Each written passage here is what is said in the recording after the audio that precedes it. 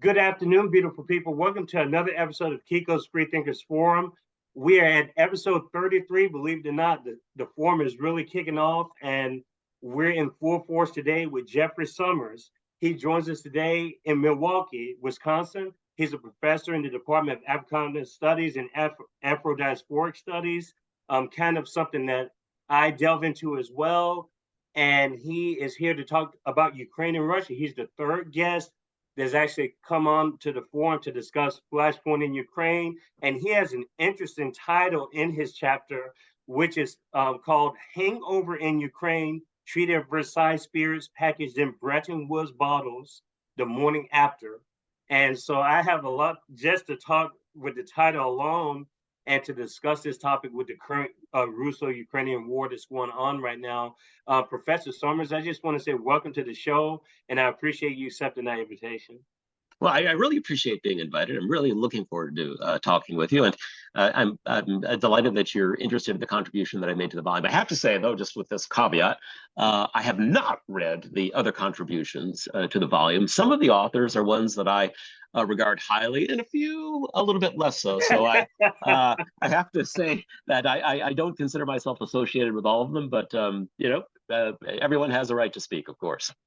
Yes, and that's the intriguing part of this compilation of authors.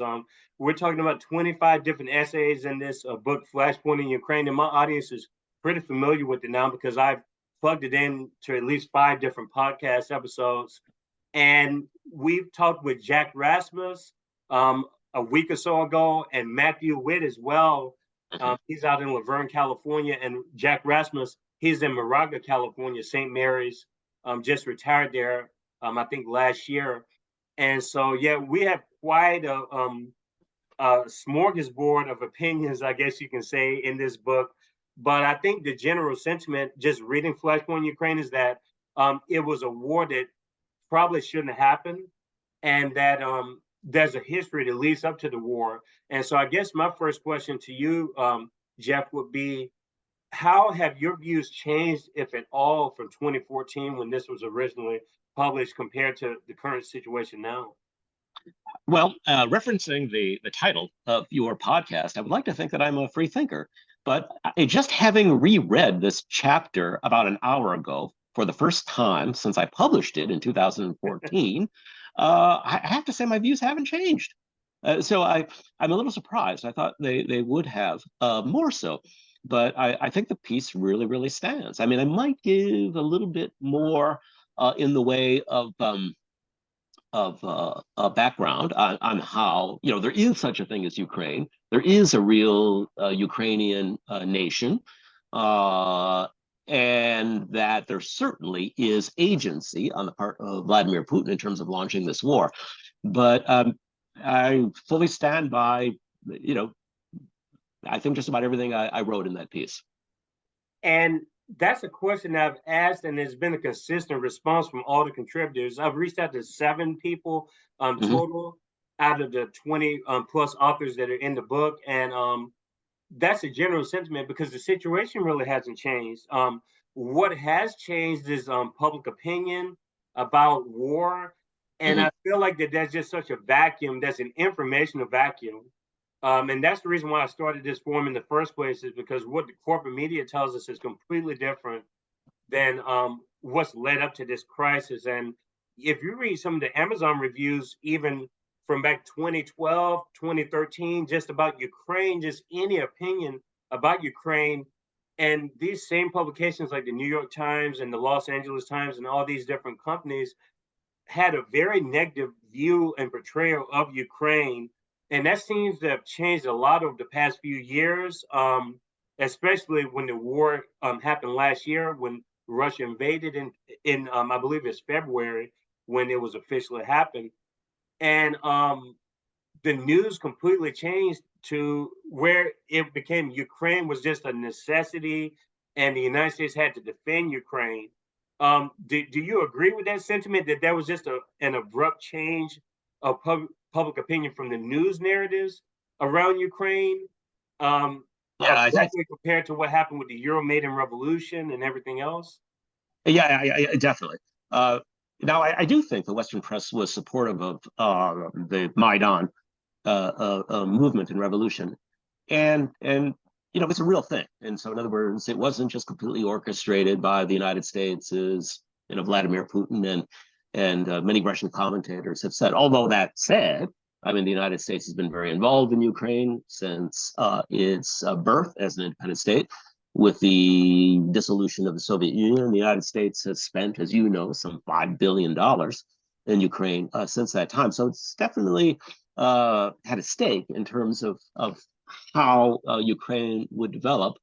But you're right. I mean, Ukraine has been a very troubled state since its birth in 1991. And this is, something which I think if you sat down with most Ukrainians and spoke with them one-on-one in person, they would certainly tell you that's the case. Of course, right now, and it's very understandable, they feel very much on the defensive because they're in a terrible war. It's taken tens of thousands of lives, likely somewhere in the hundreds of thousands. And so, as is human nature, they are ardently defending everything about Ukraine. It's been perfect from the beginning. It was an immaculate conception in terms of its birth. Nothing could be more pure. It's a democracy. And there's a long history of this in the United States. I mean, with the Contras, for those of us who are old enough to remember the United States' support of that faction against the Sandinistas in Nicaragua in the 1980s. I mean, these were kind of right-wing thugs, drug dealers, all the rest. And, Ronald Reagan, essentially, our president at the time, compared them with the United States' revolutionary figures.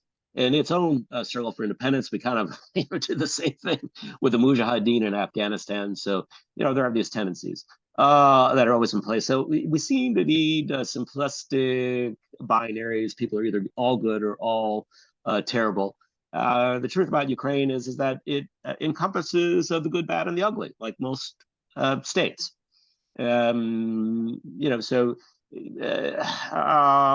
Unfortunately, we are in the middle of a propaganda war, and that kind of nuance is just not tolerated in terms of a discussion of this. But to your point, yes, and yes. I wholeheartedly agree. I am so troubled by this. I find that we are in something like a World War I like situation, in which our president at that time, Woodrow Wilson, who actually ran on a platform in 1914 of "I will keep you out of that war," just switched halfway through it, and then began to consult with the top figures in the newly emergent art and business of public relations, and that being personified in the figure of Edward Bernays, formed the Creel Commission, which was a group of top public relations strategists designed to shift U.S. public opinion away from entering the war to entering it. And boy, we certainly see something like that on display right now. But on another level, I can see why many Americans who don't know the history of this region very well are so horrified by this terrible war and tend to view it very simplistically. That said, I so wish Vladimir Putin would never have launched this war. And, I just wish we could somehow find a negotiated settlement to it. But at the moment, nobody's being prepped for that, right? Everyone is just being prepped for more war. 100%. And there's this ever revolving door of just this relationship between militarism and money, and the funding of all these projects and these wars and these proxy wars and whatever you want to call them. I mean, this is definitely a proxy war with you have the U.S. and NATO members, basically, I guess, versus the Russian side in this war. And going to a point that you just made about trying to reach some kind of a truce or something. Do you feel that there's a justification at all in this situation with Russia? Do you feel that Russia was provoked to get to this point? Because I definitely believe that there's blame on both sides, obviously, for this to happen. But the way it's presented is that this wasn't really like Putin invaded, but there's also been a lead up to that because I guess from the Russian side they feel that NATO has encroached a little bit more east time since these original agreements were made. They feel like because I think there was something that was quoted not to move an inch to the east. I think even in your article you mentioned that a move to the inch to the east would justify Russia. I guess they would respond some kind of a way. Yeah, definitely. You know you're dealing with provocation when the leading figures of the state and in the media feel compelled to insert at the beginning of any statement regarding this war that it was unprovoked. Oh yeah. right. So of course it was provoked. That doesn't mean that it was right. And I want to be clear on that. And people, again, they like it country simple. So when you talk about things in this manner, it quickly puts you on various enemies lists, of which I think I'm probably on a few because of this. But you don't have to take my word for it. I mean, you can just look at the last Cold War diplomats in the United States. So the dean of the leading U.S. Cold War diplomat, George Kennan, when he was in his 90s, warned as much in 1996 in the pages of the New York Times. This was, an ardent right-wing Cold Warrior. He said, look, if you continue in this direction, you're going to get a very unpleasant response from the Russians, and it's going to likely result in war.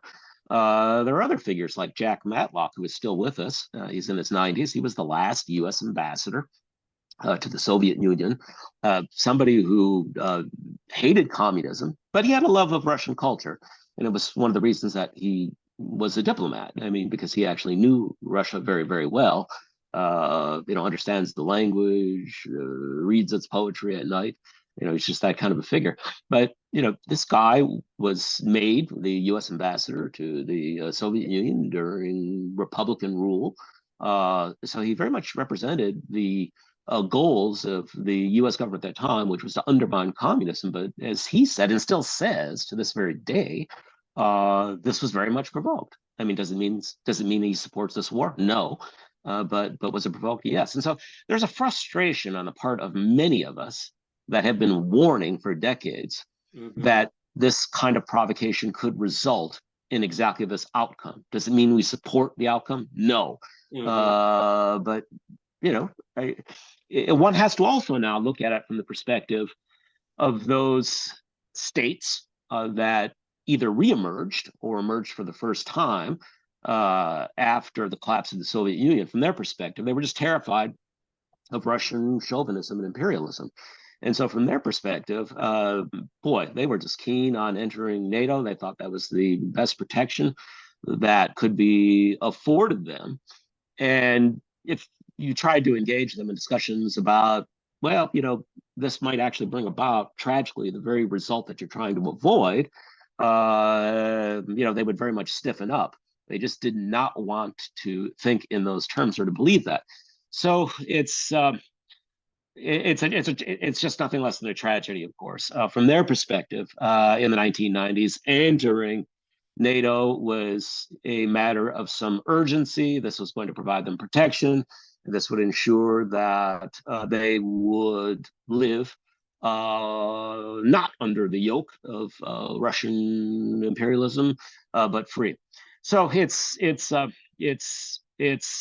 tragic to my mind, the whole situation, because it's hard to say how this best should have been played out. But in the title of my piece, which you referenced, which one needs to know some history to understand why I chose it, and it's kind of a longish title, but Hangover in Ukraine, Treaty of Versailles, spirits, alcohol, packaged in Bretton Woods bottles, the morning after. In other words, hangover. What I was trying to say with this was that, and again, remembering that this was 9 years before this war occurred, that the treatment that was given Germany after World War I, which was one of essentially blaming them entirely for the conflict, really, really treating them poorly, created or prepped the ground for the rise of an unpleasant backlash.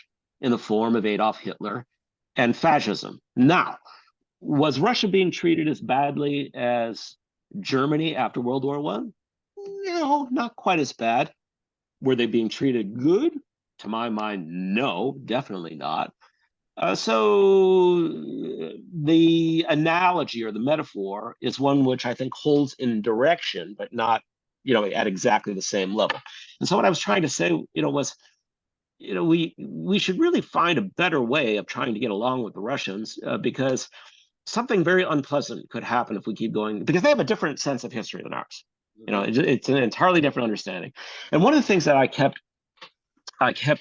hearing in my many travels to Russia, over the past few decades, even from very liberally minded people. So in other words, not Putinistas or certainly not chauvinists. There are people in Russia way to the right of Vladimir Putin. Americans often don't understand this, but I mean, believe me, there is a really big number of people that are far to the right of him. But the thing that even a lot of these kind of liberals who supported the United States' efforts to, at least in the 1980s, when they talked about creating a democratic Russia, was that they all kind of felt betrayed after the 1990s. They felt that the United, and you can get into debates with people to the extent to which this is true or not, but I'm just saying in terms of perception, there was the sense by people who were even very democratically inclined that the United States had somehow taken advantage of Russia, that the 1990s were a disaster decade for that country. They understand their own oligarchs pilfered and robbed the place blind, but they felt that it was done with the at least non-interference of the United States, of actual support of the United States, because a lot of that money was flowing back into the United States. And that, moreover, we kept pushing this NATO alliance closer to their borders. So from a country that was invaded and trashed during World War II, and I mean trash in a way that the United States has or no other country has ever experienced, this just was not going to play out well there, and it certainly hasn't. I think you referenced 25 million Soviets died during that war. Yeah. And of course, one of the things that you'll hear from people in East Europe was, well, yeah, the Soviet Union, they killed plenty of their own people, all quite true. But when you're invaded, it's a different story.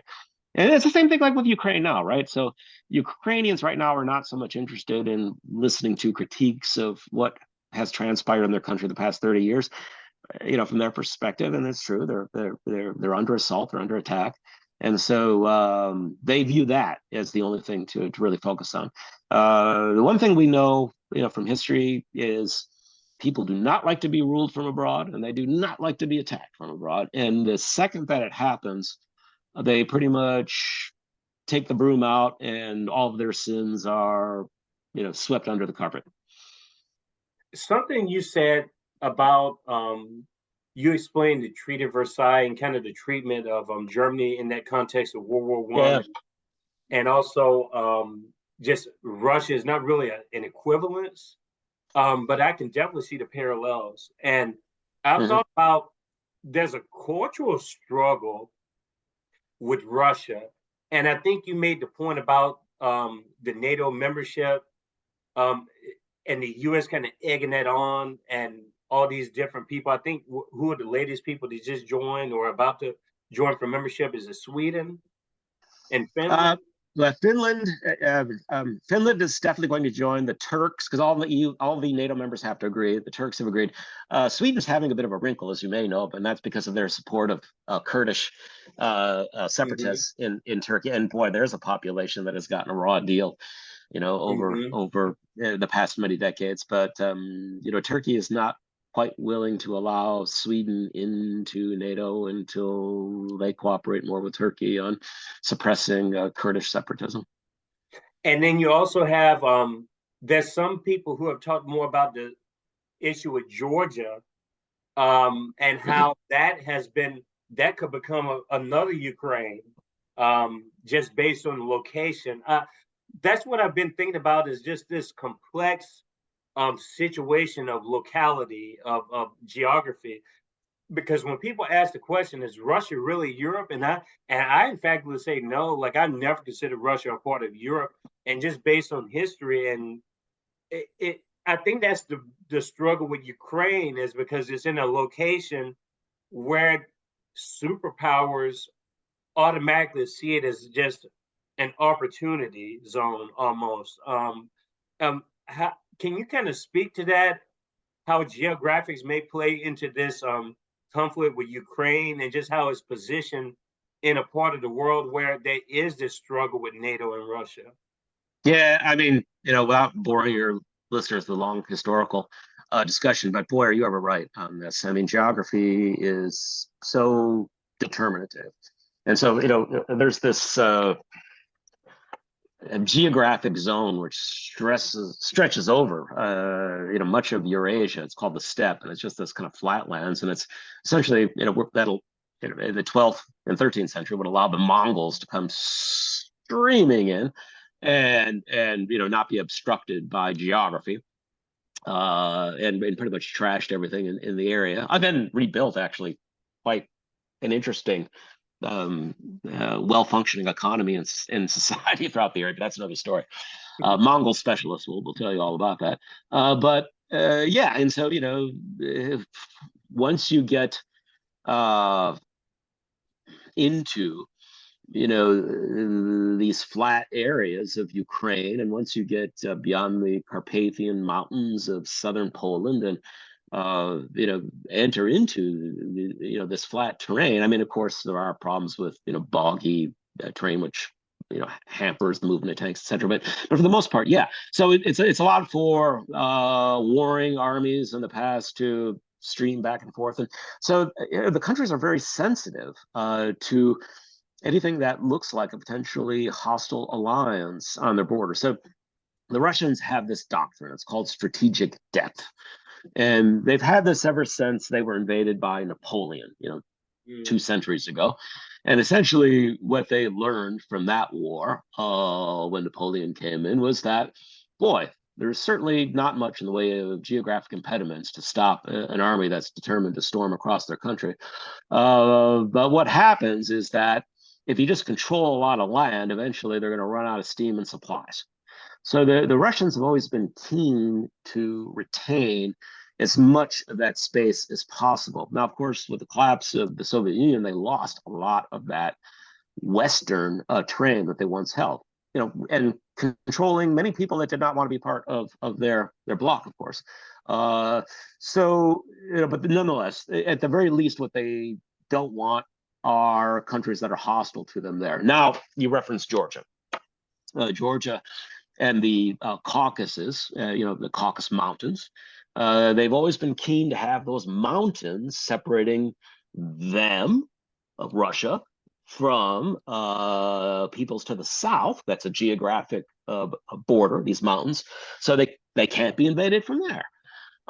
So yeah, they get very sensitive about talk of Georgia entering NATO.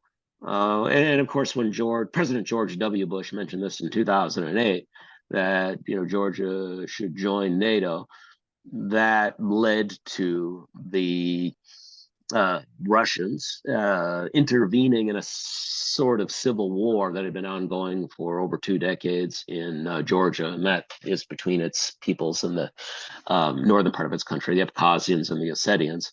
And the Russians invaded on their side, more or less, I think, trying to set a lesson that you shouldn't try and further encircle us as the Russians saw it. Now, of course, you get an entirely different narrative from the United States and from these countries who were formerly part of the Soviet Union or the Russian Empire, and they'll say, nonsense, this is a peaceful alliance, et cetera, et cetera, et cetera. And right now, for the most part, it is. But with the Russians will then counter with is that, well, look at Germany. In the 1920s, it was considered to be the most civilized country in the world in terms of philosophy, music, high culture, all of the rest. There couldn't be a more cultured society. And then in 10 years, they turned into the world's worst monsters and completely trashed their country. So that's how the Russians see it. Like, yeah, peaceful today, tomorrow, who knows? Whereas, again, Russia's borders, they just see the Russians as always treacherous. And so it's a very, very difficult situation. It's a very difficult situation. One more point, if I can make, but you're absolutely right. The Russians themselves don't, some of them kind of view themselves as Europeans, because it's a huge country, right? So maybe like in the Baltic region around St. Petersburg, they kind of more see themselves as European. But several of their leaders, in the past have said no. I mean, Joseph Stalin, who was a Georgian, head of the Soviet Union, and this is a self-description now, so don't blame me for this description, please. But he said, you have to understand, they think, referring to the West, they think I'm European. I'm not. I'm Asiatic. I mean, that's how he described himself. And more recently with Dmitry Medvedev, who between that interim period when Vladimir Putin had to go down to prime minister in order to meet the requirements of the Constitution. He said these Western leaders, they say, well, they think because we look like them that we are like them. They need to understand we're not like them. We're not like you. We may look like you. We may look like you, but we are different. So yeah, there's a lot of these misunderstandings. Yeah, and this is really it's a situation now that it's going to be an investment now. I mean, we have an interest. We being the U.S. and a lot of the Western world, to where it seems like it's a situation where reaching some kind of an agreement may be quite difficult at this point, because I feel like the exploitation of the region, culturally speaking, economically speaking, almost plays into some kind of a deranged justification to keep it going on. I mean, that's what scares me the most about this. And I can only allude back to the pullout of Afghanistan. It seemed like that the military war machine had to have some kind of another justification or another provocation to go into other wars. And so, because that had kind of got exhausted out, the public had been sick of hearing about Afghanistan and Iraq. And so this is almost becoming just a new arm of the military industrial complex. It seems like they redirected the military industrial complex from over there to here. Yeah, it's there's multiple forces in operation. So does the military industrial complex cheerlead for this war and all wars? Pretty much. It's huge business for them. So there's no doubt about that. At the same time, the United States, from their perspective, they see the world as better off under U.S. leadership, and that requires a fist, a legitimate, credible force to be deployed when necessary, because there's lots of bad actors in the world. That's how they see it. And then, there are a few too. So, they would see the military industrial complex as necessary, despite, President Eisenhower's caution against this when he left office, that, these guys will bankrupt you if you give them a chance, so be careful. So, we don't seem to care about that so much anymore. So there's definitely that. And then there are, for lack of a better term, these kind of cultural elites, as I guess the GOP would refer to them today in their kind of vernacular. Oh, but it's real. I mean, you do have these Ivy Leaguers, and they've had a disproportionate influence on U.S. foreign policy and opinion making, over the generations. And there's a kind of a narcissism in operation here. They tend to see themselves as representing good and have these values of human rights and all of the rest. And I think actually a lot of them believe it. But then that also intersects with the interests of another element of the foreign policy establishment, which is, just as you've stated, it has a very kind of realpolitik outlook on world affairs, and so this goes back to like 1990. What is it, 6, when Zbigniew Brzezinski penned his famous work, The Grand Chessboard, where he articulated a need to, maybe we should bust up Russia into 3 countries if possible. We certainly need to make sure that they don't have Ukraine ever. And if we do this, well, then we'll have a much more peaceful world. So there's a lot of people in the foreign policy establishment that subscribe to that view that Russia needs to be busted up. It wouldn't be so dangerous if it would just lose its aspirations to being a major regional power. All these things are combining, right? And then there's the problem that we haven't had a real war in terms of how the United States experiences this. I mean, the United States hasn't really experienced one since the Civil War. So we lack a sense of what war means. I don't know what it means. I mean, I haven't experienced the horrors of this. So we have a whole generation of foreign policy types and politicians. Maybe they've served in reserves or something, but they don't know anything about war and what it's brought. And so you have a lot of these chicken hawk types that they seem to almost embrace war. I really don't understand it, given how evil it is. And so yeah, but there's definitely. I mean, I don't want to underplay.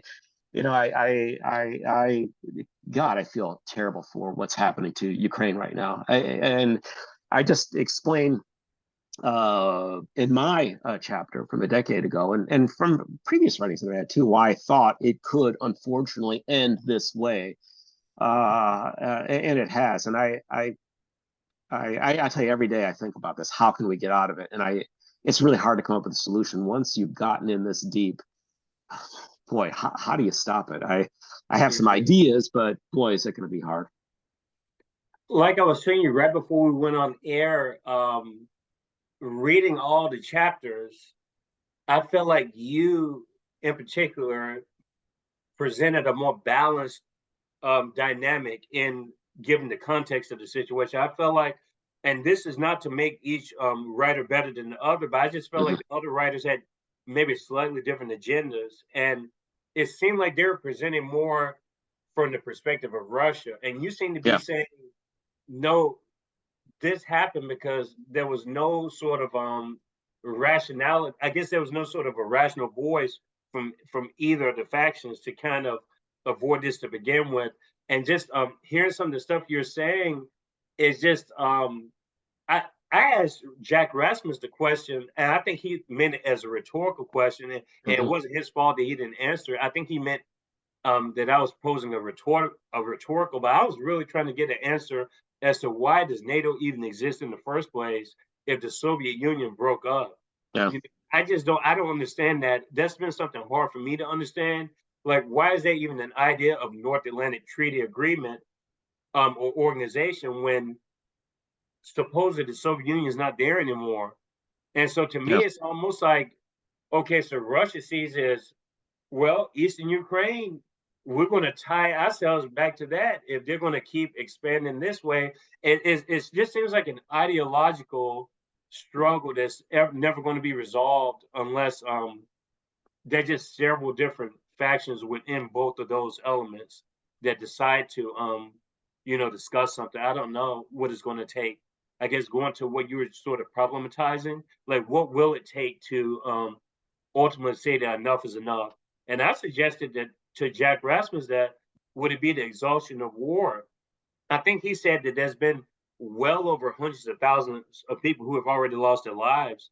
And so will it simply be that easy that just the cost of war is going to be enough to kind of make people not go into war? Yeah, it's so demoralizing because if we take, thinking about World War One, every situation is different, of course, but as Mark Twain once famously opined, he said the history doesn't repeat itself, but it does rhyme. And so, we have these rhymes. I guess in part, I'm thinking about an acquaintance of mine, one of the great intellectuals of, I think, of the past 40 years, a Haitian scholar, by the way, and he always reminds me that in many West African philosophical systems, they avoid this kind of binary thinking, which we're so imprisoned by, it seems, in the West. Everything's either or. And so that's what makes it difficult. But yeah, I'm hoping my piece is different. Again, I know some of those other authors by reputation, and I would, say you're right in terms of how they probably would present this. The editor is not somebody that I know at all. In fact, it's Oh interesting. yeah. He sent me an email, and I just happened to be, writing something at the time, and he said, "Would you contribute a chapter?" And he said, you know, Michael Hudson and who I know and have co-authored many pieces with, and me and Michael don't always agree on every issue. And who else did he say? I'm just looking at my copy right here because I did get one in the mail and I just blew the dust off of it. And I think I can't remember. There was like one other author that I knew that I thought of highly, but again, like Michael Parenti would be one of those authors, but there are a few here that I would not agree with. So it's at Right. all. It's frustrating because we need a good referee, frankly. And the I just have the strong sense that, and I thank you for your comment regarding what you think are my motivations, because I try above all else. I know it's not possible to be perfect on this, but I try and be as intellectually honest and to see as many different sides as I can, because I think that's the only way to ultimately solve problems, right? Is if you can do that. If you're just trying to beat up the other side and prevail, it just leads to more conflict. And right now, we have a Russian side and a Ukrainian side, and this is not to say that they are equal in terms of how we should consider them, because you'll get that false equivalency stuff, and I get that too. But you do need a referee that can understand, at least if you're going to do diplomacy, you damn well better understand how the other side sees this issue, or you get nowhere.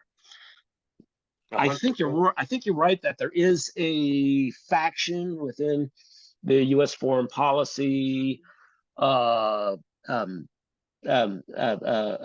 sector that sees exhaustion of Russia as a goal. In other words, just keep this thing playing out, keep it playing out, and that will deliver the result that many of them have always wanted, which is just an exhaust. I mean, they said as much. I mean, Lloyd Austin said as much, that we were going to exhaust them.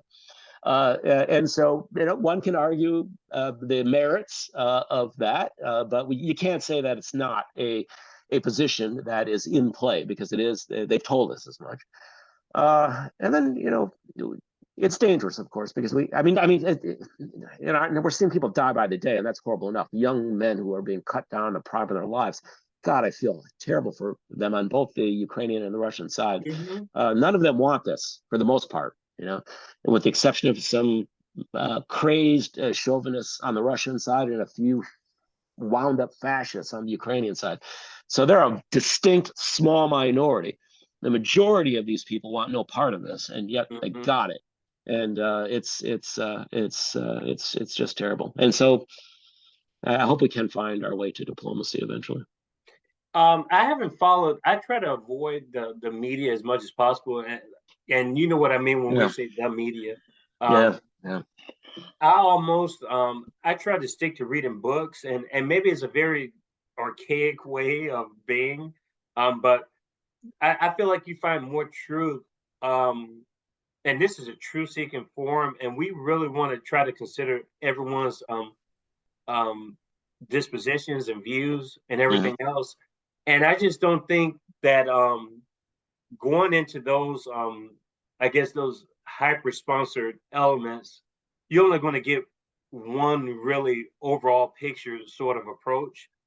And again, to reiterate, that's the reason why I reached out to you specifically, because I could have reached out to a ton of the people in this compilation, but I just felt like that their energy was more guided towards, it almost felt like an opinion piece in a column of some of these corporate news outlets, and yours felt more like, no, that's like a referee type journal. Like that's something that you would see presented as just like, this is the information, this is the history, and just let people take the facts out of it, and that's where the lines are blurred between fact and opinion, and that's where I really can't follow the news.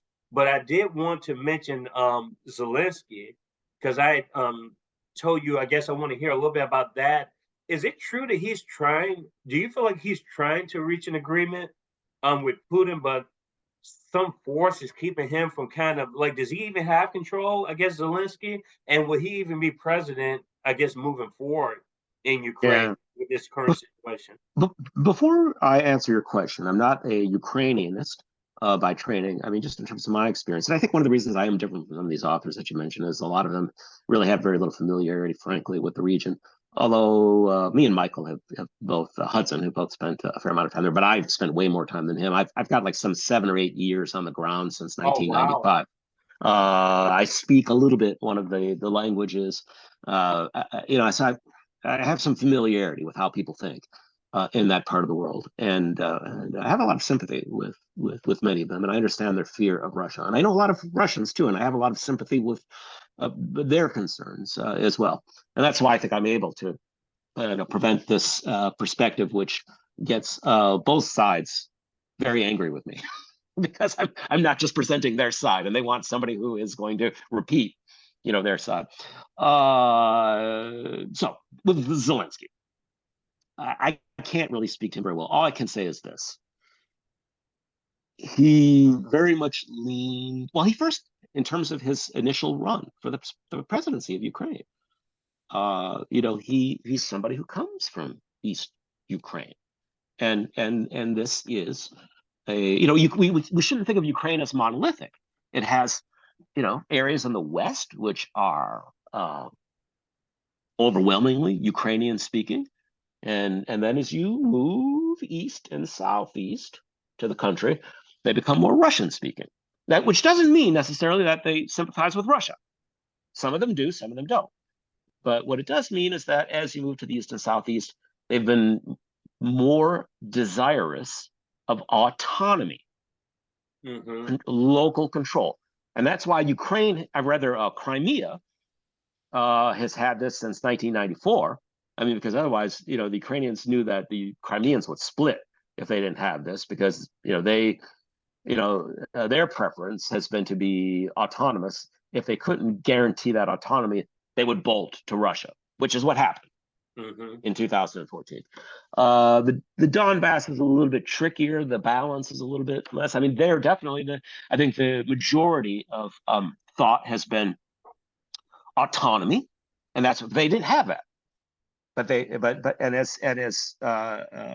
the Maidan, as it went in this more nationalistic direction, which doesn't mean necessarily fascist. Now, it means that you had, I would say, the overwhelming view of the participants. Not that there weren't right-wing extremists, but the overwhelming view, they were kind of emerging, younger professionals. And in their minds, if they had to go with Russia or they had to go with West Europe, which was still, kind of social democratic, they wanted to go West Europe. And so they were leaning more towards of what they perceived was a European identity. And we have to say that that's one that's been dissolving in Europe. As we get further and further away from World War II, it's becoming less social democratic, but that's another matter. And so they wanted autonomy, and they couldn't get it. Something like a mini civil war erupts there, and Russia was able to take advantage of that. And so that opportunity was kind of handed to Russia on a bit of a platter by these changes to language laws and all the rest. Zelensky, coming from that region, ran again on kind of this platform. I'm going to try and fix relations with Russia. This isn't good for anyone. What's been happening in the Donbass, the separatism. There was a low level but continual war since 2014 there, with some sizable casualties. Zelensky kind of wants to end this. He is very much controlled, though, by or affected by a faction within Ukraine that is not interested in working to resolve the conflict in any way that would concede an inch to Russia. And they see this as their territory. They need to Ukrainianize it. Case closed. Zelensky, as recently as March, I think, was willing to maybe move back toward a position that was closer to this Maidan agreement that had been made. which would have granted maybe some autonomy and all the rest. Something clearly happened. I mean, we know that Boris Johnson from the UK flies in, then come the Americans, Lloyd Austin and Blinken, and then of course his own forces on the right. They all, let's just say, stiffen his resolve. So I don't think he feels that he has support at present for pursuing a negotiated settlement. And I am sure that he is outraged by this war and what it has inflicted on the Ukrainian people. So it's going to be tough to negotiate a way out, but it's not going to happen without the Americans. That's why the Russians keep saying, well, and it's a bit arrogant on their part, but that's why the Russians are kind of almost like, well, let's just speak with the Americans, because the Ukrainians are just pawns here, and we know where the real power is. So, and while there's some truth to that, the Russians are going to have meaningful talks with Ukrainians if we're ever going to have resolution to this as well.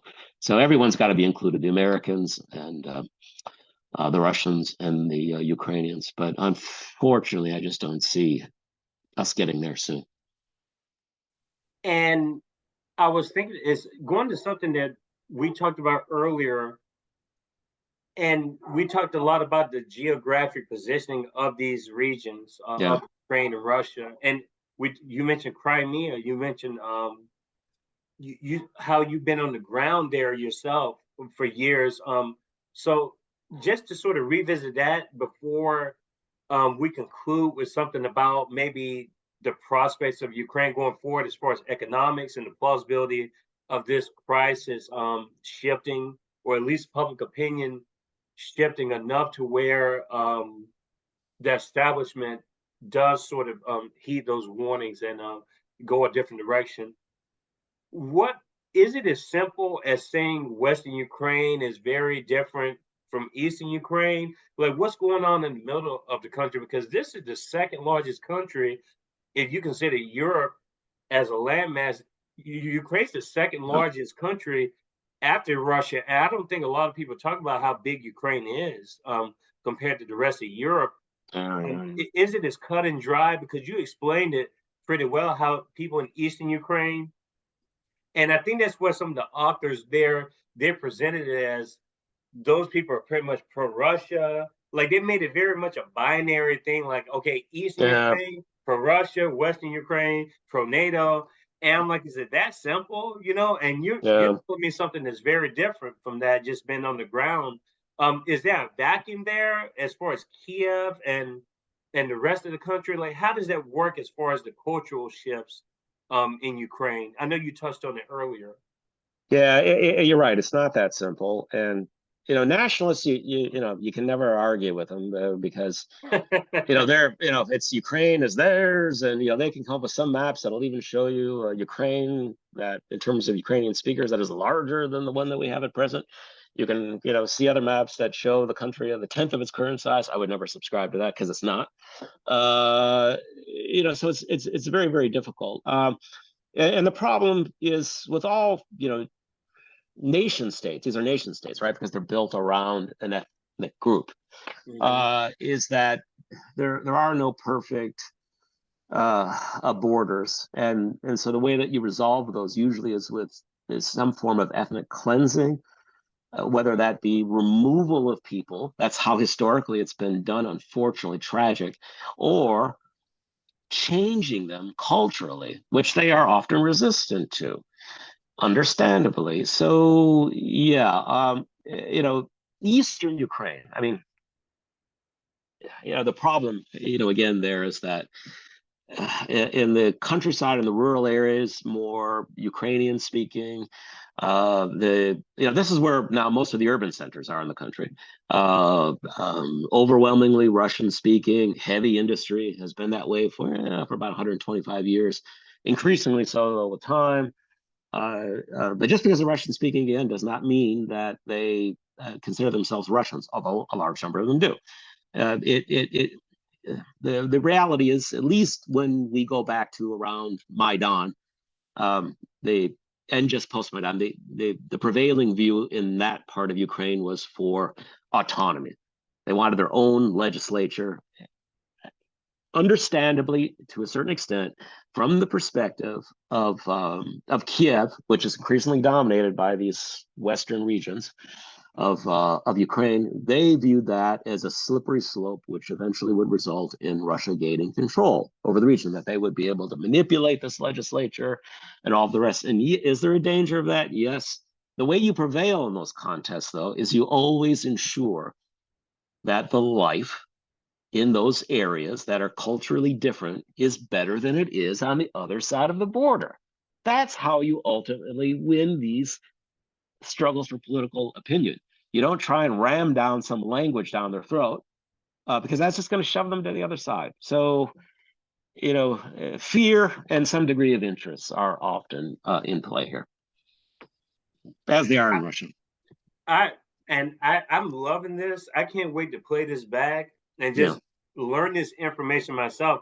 That's why I try to inform my audience. I'm learning along with the audience, because I don't claim to be an expert in this region or on this current conflict, but I know that having a difference of opinion and just a nuanced version of the story is only going to help educate the information base, and it's only going to enrich our perspectives going forward.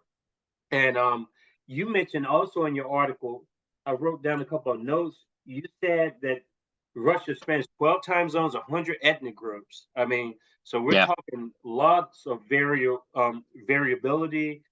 Oh yeah, let's make no mistake, it's an empire, and in many respects, like the United States too, right? I mean, again, I don't want to get into this whole false equivalency thing, which I'll be accused of, but I mean, the United States. I mean, we're born of conquest, right? And Russia has been too. The only difference with Russia is that a lot of those ethnic groups still exist, whereas we, annihilated them here. So we don't have that same problem that they do to that extent. And I have a record going back to the late 1990s. I was a supporter of Chechen secession from Russia. I mean, my view is a pretty simple one, and that is that if people don't like who they're being governed by, well, then let them govern themselves. And of course, almost no state ever tolerates that. They almost always use the force of the state. Yeah. I mean, they do not lose territory. But I'm kind of an old-fashioned believer, actually, in self-determination and democracy. Yes, and just some of the lines that you used. You said that Clinton broke the promise and Bush continued it, and now we have Biden in office, and I mean, just look at these people, the cabinet with these people, included. They use the same playbook. They literally don't even hide it, but it's just because. And that's the reason why that's why I'm emphasizing this particular element, the Ukraine-Russia conflict, more so than other elements, because I feel like in this country, there's a lack of geopolitical awareness. It seems like we seem pretty decent when it comes to advocacy on social issues and stuff domestically, but for whatever reason, we completely disconnect that from the rest of the world, and the lack of just geographical knowledge and political affairs going on outside the United States is just so confusing to me. And a lot of these people are in academia. A lot of these people are quote unquote educated. And I guess it's because people are just so invested in their own backyard. I don't know what it is, but I can tell you right now that these efforts of yours, which I applaud, to understand this, I mean, you will be met with a kind of neo-McCarthyist response. People are not interested in understanding this right now. It's about taking sides. So that's what but it's interesting. You mentioned the expansion of NATO, and again, I fully understand the reasons why the peoples of East Europe wanted NATO membership from their perspective. But when the decision was made, because it was really a reversal again of U.S. policy at the point where the Soviet Union dissolved, and it comes down to in some respects, something as simple as in 1996, Bill Clinton was running for re-election. He really did not know much about this part of the world at all, and he was alerted to the fact that, well, there's actually a substantial Polish vote, and unless you get behind this idea of supporting their bid for NATO membership, you can either have that vote or you can lose that vote. And so we know what direction he went. And then after that, it was a matter of and hats off to them, the educated elites of East Central Europe did their best job to promote this idea of NATO membership for themselves. And they honestly, and still do honestly, believe that this is their protection from Russian rule. And they put on a charm offensive that has resulted in what we see today. Whereas the Russians, they a lot of them kind of have this attitude of we don't have to genuflect to you, and so they are not perceived very well by U.S. diplomats, and they engage in their share of lying too. I mean, like many political leaders and policymakers do. So it's a bit of a mess. Yes, the history part is something that and I know this is a small contribution. I view this forum as a public service, really. It's not even to make money, and I get happy just to get guests on. I've been so fortunate to have as many guests as I've had on. Professors and activists, just all different stripes politically, really for a common cause is to, be receptive more to ideas, be more receptive to things that that these people aren't getting this information, on mainstream media and other outlets. And so, why not listen to what people are engaging in and trying to come to some kind of not a consensus, but they're at least opening their minds up to other possibilities, and trying to figure out, the complexities of these crises that we're going through right now. I had a final question about Ukraine and what are the process for Ukraine going forward? Will it ever be a member of NATO? And what will the economy look like going forward as a result of this war? We know what the economy is looking like for the Ukrainians, but what will it take to sort of get Ukraine, I guess, more on a stable level after this is all settled and done, if it is settled and done?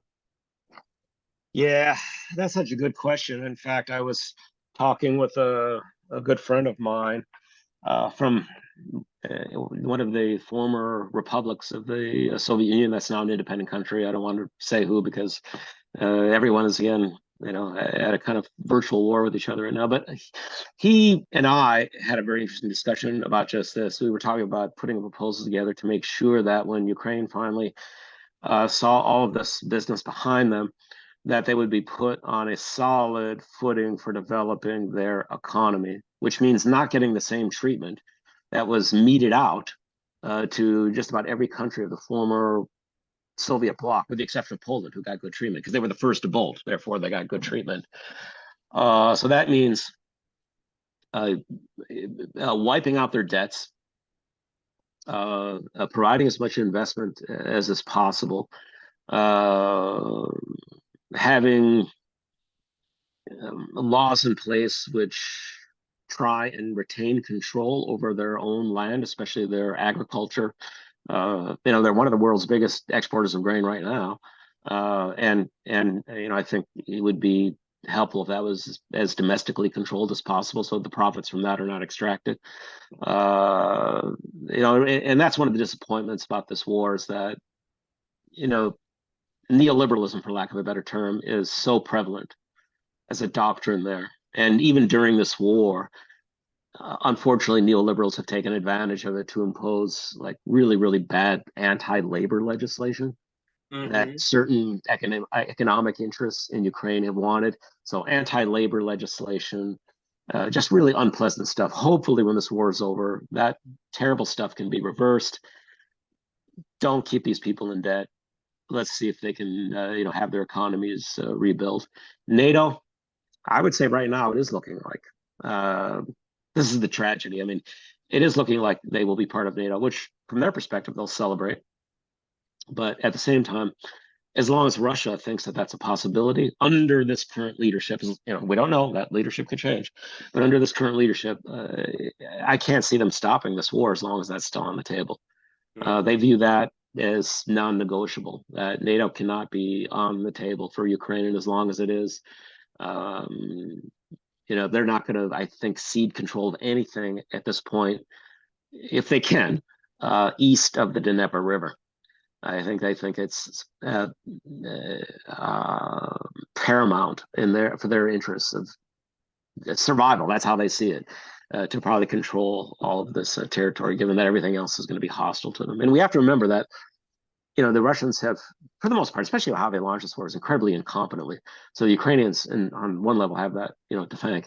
I mean, I could give, a long discourse on just how poorly the Russians launch this, just in terms of military strategy. But we have to remember that they have underinvested in their ground forces because they only have so much in the way of resources, and to the benefit of their nuclear forces. They have modernized those, and they are world destroying deadly. And we should never forget that. Now they like to remind us of that, of course, as well. But it's real. So in other words, we cannot push this war to the point where it goes nuclear, because then we all lose. Yes, I'm very, very happy with kind of the assessment that you've given today, and just it's very different from the other conversations, but that's the whole point, is to have different angles in this conflict to kind of make sense of all of this situation. And I actually want to have you back on down the road, because you have lots of publications. You publish so much for Counterpunch, for example. And yeah, I would be they're real all interested in, just talking about some of those articles, especially. And I said the same with Professor Witt, Matthew Witt. Just this was really an amazing compilation and flashpoint, because a lot of the people in that book are known for other things that had nothing to do with Ukraine and Russia. Yeah. So, and I think when I send these invitations out to people, they're kind of surprised. They're like, "Oh my gosh, 2014. Let me look back and let the dust knock off the dust and see what's going on." That was Because my it's been reaction. so long ago, 9 years, like you said. The time just flies.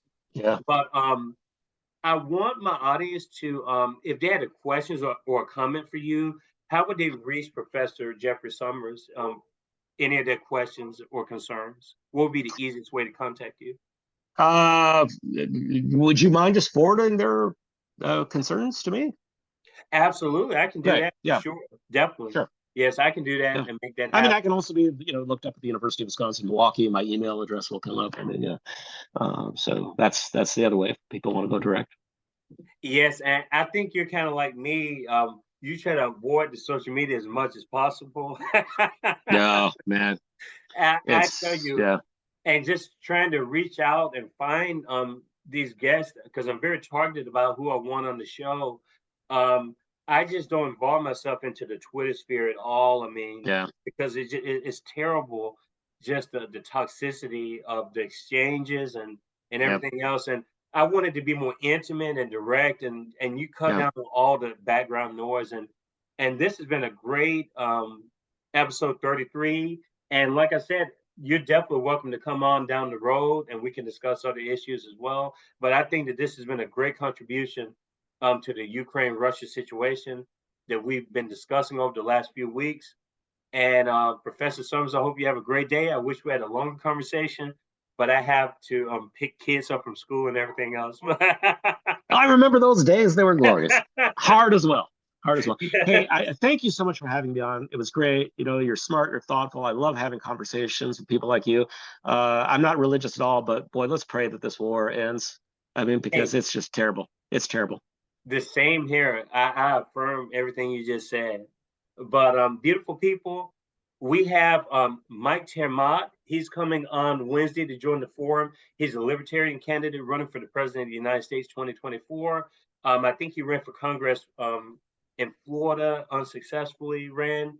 And I think he has ties to Virginia as well. But we will discuss things with him. We have Tina Landis coming on the show next week to discuss the climate issues and environment and her contribution to socialist reconstruction and her book that she published as well back in 2020, I believe.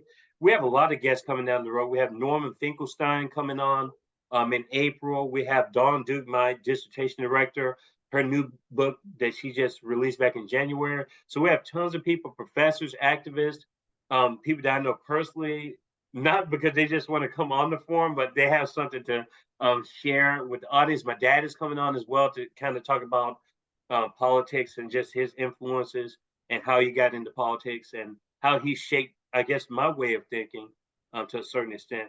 But have a great afternoon, and I hope you all enjoyed this episode 33 with Professor Jeffrey Sommers, and we'll talk soon. Cheers, beautiful people.